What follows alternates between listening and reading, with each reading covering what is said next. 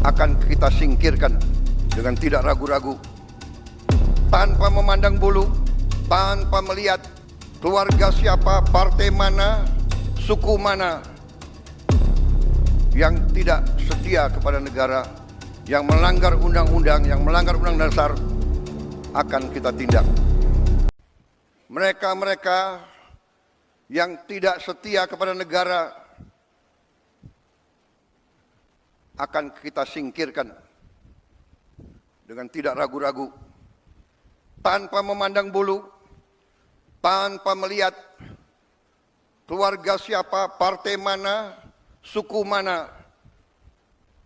Yang tidak setia kepada negara, yang melanggar undang-undang, yang melanggar undang dasar, akan kita tindak. Saudara-saudara sekalian, jangan Pancasila menjadi mantra, jangan Pancasila jadi slogan. Kekayaan bangsa Indonesia besar, kekayaan bangsa Indonesia harus dinikmati oleh seluruh rakyat Indonesia. Semua penyelewengan, semua kebocoran harus berhenti. Semua pejabat yang tidak mampu melaksanakan tugas lebih baik mundur sebelum saya berhentikan.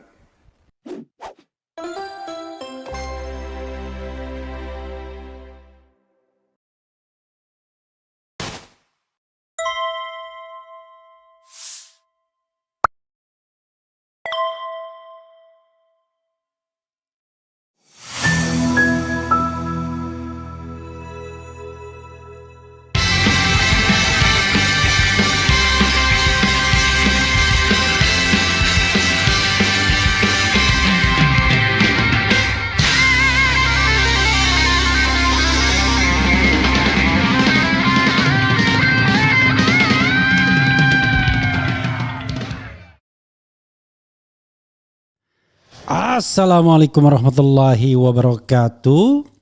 Sobat RH sekalian, jumpa lagi kita di channel yang keren ini. Keren jadas.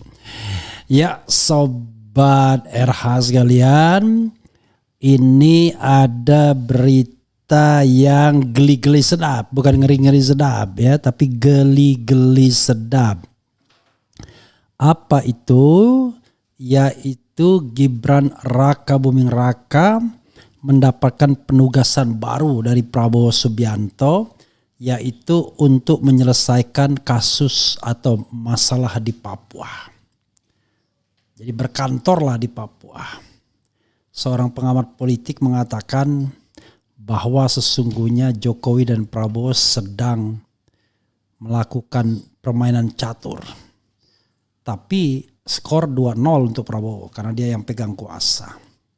Jadi sobat era sekalian, awalnya Jokowi sudah mempersiapkan IKN sebagai ibu kota. Prabowo disuruhlah ngantor ke sana. Sementara Gibran sang putra mahkota memimpin aglomerasi ex officio sebagai wakil presiden. Jabodetabek tambah Bogor, Cianjur, jadi daerah aglomerasi. Jakarta Raya, Jakarta dan sekitarnya. Yang secara ekonomi justru lebih potensial dibandingkan IKN. Demikian juga pengaruh politik dan lain-lainnya. Tapi rupanya Prabowo enggan pindah ke ibu kota ke IKN. Bahkan saya pernah mendapatkan informasi dari orang yang pernah menyampaikan langsung ke Prabowo, sampai 5 tahun pun katanya nggak akan pindah. Dan kelihatannya begitu. Kabinet tidak lagi ngomong tentang perpindahan ibu kota. Basuki Hadimulyo disuruh ngerjain IKN sana, tapi tidak mendapatkan perhatian juga. Jadi sobat era sekalian, 1-0. Nah, rupanya Gibran ingin bermain cantik menggunakan metode tebar pesona seperti bapaknya. Maka setiap datang nyumbang sesuatu. Buka kotak pengaduan dan lain sebagainya. tim kepresidenannya itu mati-matian memoles agar sang wakil presiden tampak lebih layak sebagai orang nomor 2. Gelagat seperti ini kelihatannya dibaca juga oleh Prabowo Subianto. Maka disuruhlah Gibran berkantor di Papua biar jauh dari hiruk pikuk Jakarta dan pencitraan. Dan jangan lupa Papua adalah persoalan. Di zaman Jokowi, Papua dapat perhatian yang besar sesungguhnya. Ada jalan Trans Papua dan Jokowi pernah berjanji untuk datang tiap tahun ke Papua. Nggak tahu apakah janji itu dipenuhi atau tidak. Pada tahun pertama, kedua, ketiga barangkali dipenuhi, tapi tidak tahu pada tahun-tahun terakhir. Maka skor 2-0 untuk Prabowo Subianto. Kenapa? Sederhana, karena Prabowo yang mengendalikan bidak putih. Jadi dia mengendalikan bidak putih sehingga dia punya kekuasaan untuk jalan duluan. Itu analisis dari seorang analis politik ya. Tapi beritanya kita bacakan what happened ya with these things ya. Kemudian coba kita bacakan mengenai hal ini sebagaimana dilansir oleh ini ada suara.com, perintah Presiden Prabowo Gibran tinggal dan ngantor di Papua. Kemudian ada juga berita lain isinya adalah Gibran bakal diberi tugas khusus atasi persoalan di Papua. cnnindonesia.com. Coba kita baca suara.com ya. Oke.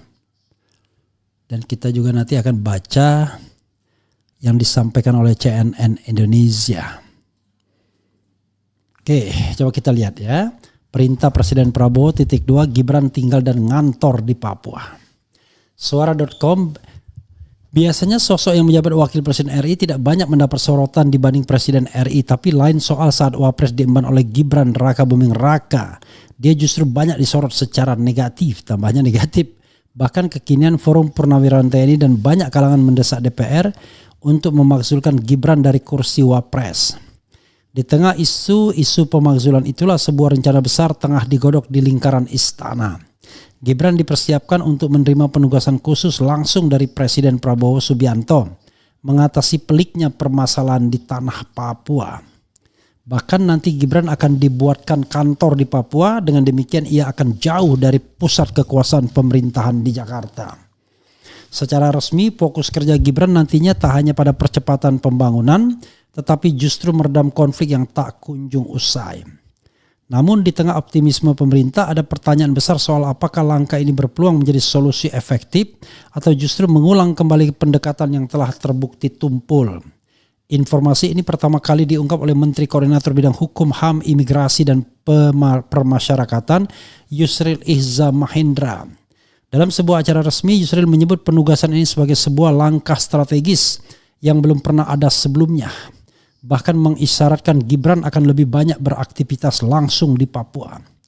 Saya kira ini pertama kali Presiden akan memberikan penugasan untuk menangani masalah Papua.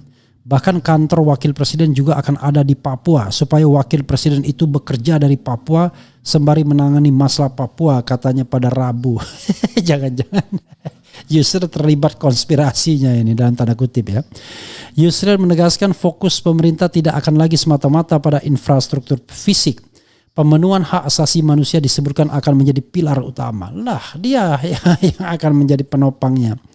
Ia menyoroti pentingnya pelibatan aparat keamanan yang harus beroperasi dengan kalkulasi hak asasi manusia. Cocok dengan Natalis Pigai ya, sebagai Menteri Hak Asasi Manusia yang berasal dari Papua.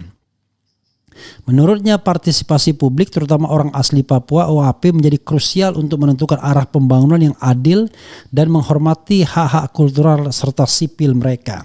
Rencana ini, klaim Yusril, adalah wujud komitmen pemerintah mendengar aspirasi rakyat Papua. Jejak masa lalu dan seruan dialog. Oke, itu dari gagasan menempatkan Presiden sebagai ujung tombak penyelesaian masalah Papua bukanlah hal baru. Pada periode sebelumnya, Wakil Presiden Ma'ruf Amin telah memimpin Badan Pengarah Percepatan Otonomi Khusus Papua.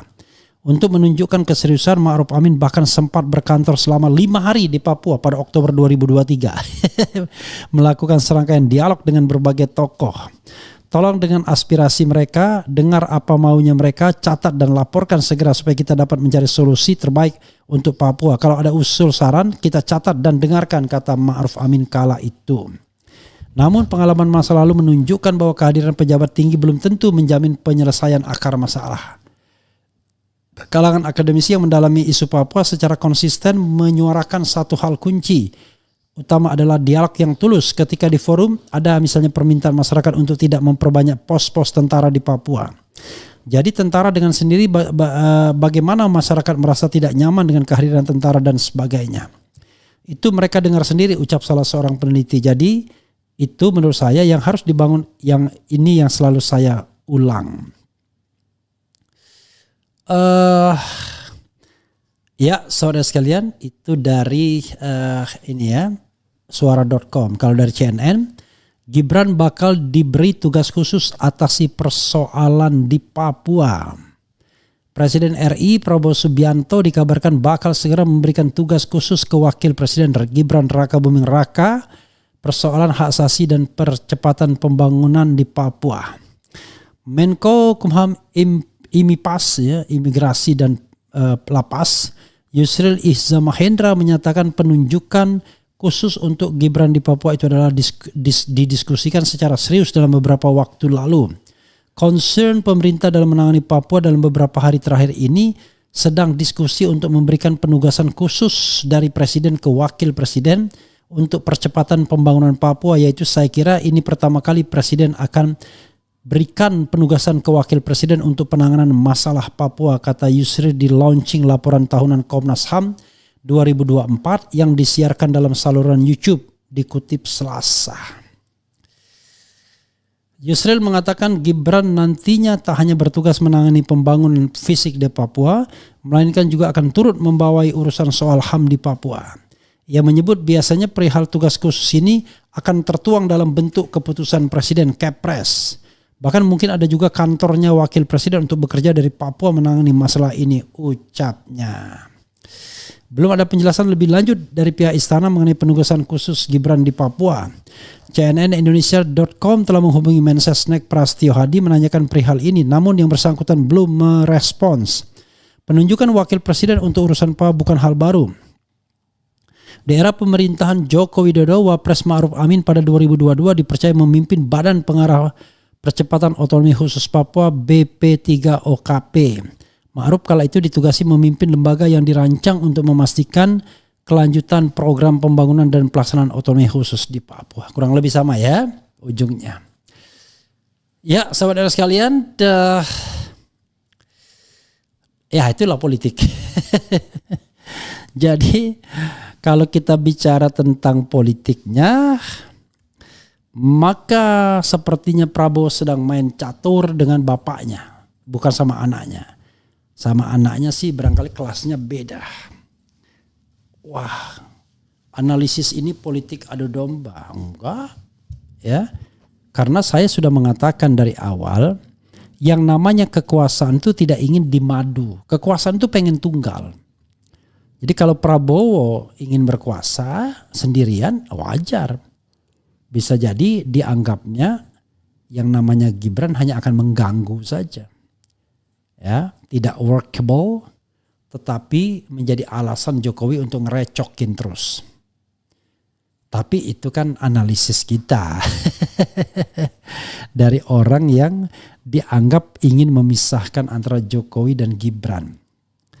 Ya memang, kalau kita di masyarakat itu kan ada 3 saja. Ada orang yang mendukung Jokowi Gibran, kan begitu? Jokowi Prabowo. Tidak ada yang mendukung Jokowi saja. Karena kenapa? Karena pendukung Jokowi cenderung pragmatis. Karena yang berkuasa adalah Prabowo, sehingga mereka memaketkan Jokowi Prabowo, ya, atau Prabowo Jokowi. Yang kedua adalah mereka yang mendukung Prabowo saja. Karena melihat bahwa Prabowo masih bisa diharapkan, Jokowi dan Gibran tidak. Nah yang ketiga adalah mereka yang mengkritik kedua-duanya. Prabowo iya, Gibran iya. Tidak menerima kedua-duanya iya. Tetapi kalau kita lihat ya dari banyak pengamat, orang-orang yang berpikir rasional dan lain sebagainya, ya rata-rata memang masih mengendorse Prabowo karena dianggap baru pemerintahannya, tapi sudah final say terhadap Gibran Raka Buming Raka. Kenapa? Ini soal kapabilitas. Soal kapabilitas itu nggak bisa dimagangkan dulu. Diberikan pengalaman 1 tahun, 2 tahun, sampai 5 tahun ke depan. Loh, ini bukan lembaga untuk seseorang magang menjadi pemimpin, tapi ini the vice presidency itu betul-betul pemimpin harusnya. Yaitu sebagai banser presiden, whenever presiden berhalangan atau bahkan ketika presiden menugaskan. Begitu saudara sekalian. Jadi maknanya apa ketika dia diperintahkan ke Papua? Ya kita bisa melihatnya dari sisi positif dan negatif. Positifnya adalah Gibran akan dimagangkan sebagai calon pemimpin sehingga dia diberikan tantangan yang agak luar biasa yaitu Papua. Dan ini akan memberikan pembelajaran bagi dia sebagai pemimpin atau calon presiden ke depan. Itu perspektif positifnya. Perspektif negatifnya ya Gibran mau ditenggelamkan agar bapaknya tidak lagi cawe-cawe. Mana yang benar? Ini masih permulaan, jadi wallahu alam saya ingin mengatakan ya. Wallahu alam bisawab. Begitu sobat RH sekalian ya. Oke. Coba kita bacakan komentar sobat RH sekalian terhadap berita ini ya. Dan Yusril tidak tahu juga. Saya tidak tahu ya apa perasaan Yusril yang merasa pandai senior tapi atasannya adalah Gibran Raka Buming Raka. Anda boleh mengaku pintar, profesor, doktor, tapi tetap saja Anda di bawah kekuasaan Gibran. Nanti kalau Yusril bilang, siapa bilang saya nggak pernah dengerin dia. Itu lain lagi ya. Bukannya ngumpet di Solo. Wah cocok tuh. Papua hanya minta 1 permohonan. Jangan usik saudara kita di Papua. Tapi begini saudara sekalian. Bukan berarti ditugaskan di Papua itu kemudian sebuah hukuman. Enggak. Itu sama saja dengan ditugaskan ke IKN, ditugaskan ke Medan, ditugaskan kemanapun. Intinya adalah dia dikeluarkan dari tempat yang jauh. Dikeluarkan ke tempat yang jauh dari pusat kota sehingga tidak bisa lagi mengikuti hiruk pikuk dinamika ibu kota yang merupakan pusat segalanya. Baik hukum maupun ekonomi juga politik. Begitu saudara sekalian. Jadi sekali lagi bukan Papuanya ya. Kita tidak bisa diskriminatif apalagi Papua indah sekali danau sentaninya. Tetapi yang ingin saya katakan, wah ikan tongkolnya wah enak sekali itu ya dari laut yang diasap itu. Kemudian strategi Prabowo mengamankan Gibran diberi tugas di Papua atau diumpankan biar Gibran fufu-fafa nggak berilmu dan berskill, MK layak dimaksudkan, maka layak dimaksudkan. Kemudian Prabowo kirim Gibran ke Papua. Kapan bahas mengenai penangkapan Dahlan Iskan bang? Is it? Dahlan Iskan ditangkap dalam rangka apa?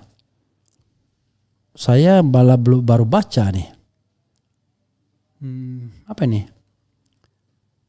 Oh, Dahlan Iskan jadi tersangka penggelapan. Wah, apalagi nih?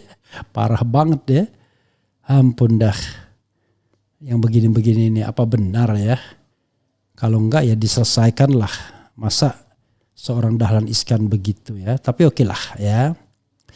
Saya tidak terlalu dekat juga dengan Dahlan Iskan, tapi ya kita harus tahu apa masalahnya ya. Kemudian ke Papua mantap Mas Wapres. Efektif enggak penting. Yang lebih penting Gibran jauh dari Prabowo biar Jokowi ikut sekalian ke Papua. Ya mungkin juga ya. sekalian di udara yang lebih baik, ya. Kemudian pengikut-pengikutnya juga ya menurut saya juga baiknya ikut juga ya, sekalian gitu. Jadi biar belajar membangun kekuatan dari daerah timur gitu dengan bantuan orang-orang yang selama ini bersuara positif terhadap Gibran. Saya kira perlu juga ya, perlu ke sana gitu, menemani Gibran ya. Jangan nggak mau, harus mau, karena itu adalah wujud dari kesetiaan Anda kan kepada Gibran. Secepatnya Gibran dikirim ke Papua, kalau perlu kantornya di Puncak Sugapa ini. Diasingkan ke Papua nggak yakin ya sih, nggak ada yang bilang diasingkan kan, ditugaskan ke Papua. Bagaimana caranya memviralkan Pak Prabowo tidak perlu punya wapres, sebab yang berminat ingin jadi wapres banyak banget, agar proses pemakzulan cepat sebaiknya Pak Prabowo tidak punya wapres. Kalau yang mau 100 orang ya kan, misal tergantung Prabowo Subianto kan. Prabowo yang mengusulkan 2 nama kepada MPR. Don't worry lah. Kemudian rela gama hanya hadir 20 orang, orasi hanya sejam. Ya tidak apa-apa. Itu kan sebuah aspirasi kan. Aspirasi itu soal banyak dan tidak, itu ya soal yang gak gampang juga. Apalagi kita harus pahami bahwa yang namanya Jogja kan lumayan jauh juga, begitu ya. Saya aja 1 orang aja saya bilang geruduk. Jadi istilah geruduk itu istilah yang umum aja ya, khas RH Channel ya. Kemudian apalagi ya? Ayo pendukung Pak Prabowo 2014, 2019 dan 2024 kita kawal kasus ijazah. Jika terbukti tidak asli berarti di 2014 secara tidak langsung yang menang Pak Prabowo. Hidup Pak Prabowo ya. Kalau saya nggak ikut-ikutan lah ya. Saya hanya ingin menegakkan kebenaran dan keadilan. Tidak hanya kepada Gibran Rakabuming Raka tapi kepada siapapun, whoever ya. Jadi kalau mereka yang kemudian menyalahgunakan kewenangan, menyalahgunakan hukum, menyalahgunakan kekuasaan, wajib kita ingatkan. Begitu sobat RH sekalian ya. Jadi kita tinggal tunggu realisasi dari penugasan Gibran Rakabuming Raka ke Papua. Mudah-mudahan sukses, mudah-mudahan bisa tumbuh menjadi pemimpin di sana, dan kemudian kita jumpa kembali di 2029 kalau seandainya memang akan ikut kompetisi melawan kompetitor lainnya, dan mudah-mudahan pemilunya berlangsung secara fair ya. Tidak lagi bersembunyi di ketiak bapaknya, tapi betul-betul melakukan a fair competition. Berdebat tidak lagi pakai contekan, tidak lagi pakai alat komunikasi yang disimpan di baju yang ditegakkan jaketnya. Itu yang saya tahu dari Roy Suryo sebagai pakar telematika. Dan mudah-mudahan lah semuanya berlangsung secara baik. Kita ingin ada anak muda yang memang capable, yang memang bisa memimpin bangsa ini menjadi bangsa yang baldatun thayyibatun wa rabbun ghafur, yang sidik, yang fatona, yang amanah, yang tablik, menyampaikan, punya kemampuan untuk menyampaikan, delivered. Ya, mudah-mudahan Gibran tumbuh seperti itu. Kalau tidak bisa tumbuh seperti itu ya dimaksulkan saja. Begitu saja kok, repot jadinya ya. Begitu saudara sekalian ya. Welcome to another place or other places outside Jakarta. Wassalamualaikum warahmatullahi wabarakatuh. Keren cadas. Ciao.